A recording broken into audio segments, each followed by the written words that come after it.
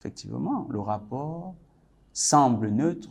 On se dit, oui, francophonie, c'est tout à fait le lien est là.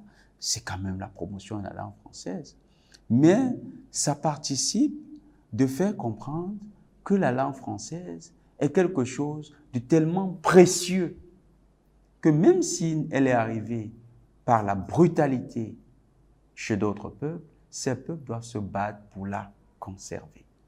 Or, la conservation de cette langue, elle a quel sens? Elle a le sens qu'au niveau diplomatique, on assure indirectement le rayonnement de la France. Et donc, on assure le prestige de la France à l'international. Or, ce rôle éminemment devrait être dévolu à qui? À l'élite française, pas à l'élite ou pas aux peuples qui ont été colonisés. Et donc, c'est un mécanisme subtil qui vous permet d'intégrer que la domination de l'autre est normale, qu'elle est même naturelle, et que ce que vous avez à faire, c'est de davantage vous impliquer pour que l'autre soit toujours ce dominant. C'est ça la francophonie. Les Français l'ont imaginé après avoir observé la naissance du Commonwealth, ce qu'ils ont appelé la richesse commune, les Anglais, dans les années 1930. Lorsqu'ils ont créé le Commonwealth, ils avaient imaginé l'empire colonial britannique, parce que les Britanniques l'ont imaginé dans le cadre de processus de décolonisation.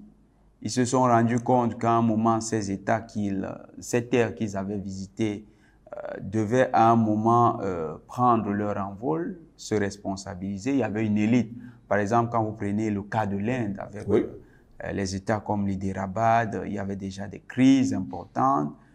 En Inde, il y avait des crises d'indépendance. En Chine également, Mao Zedong avait réussi à consolider la Chine continentale et il restait la Chine insulaire avec Taïwan.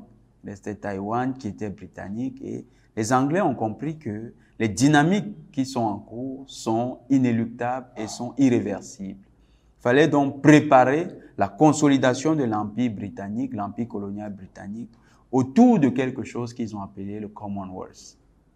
Et le Commonwealth, avec les pays qui sont membres, c'est qu'on se met ensemble et on reconnaît l'autorité de la reine d'Angleterre.